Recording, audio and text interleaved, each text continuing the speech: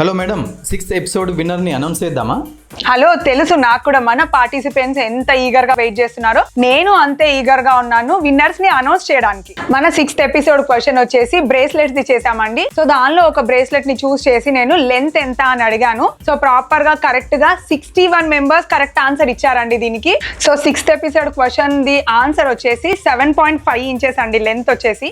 చూద్దాము మన beautiful Atharva jewels winner ఎవరో. శైలజ గారి నుంచి స్టార్ట్ అయ్యి మౌనిక గారితో ఎండ్ అయిందండి 61 ఆన్సర్స్. సో ఇక్కడ ఇచ్చాం మనము. అండ్ ఇప్పుడు చూద్దాము ఎవరు విన్నర్ అని. 1 2 3 42 అండి.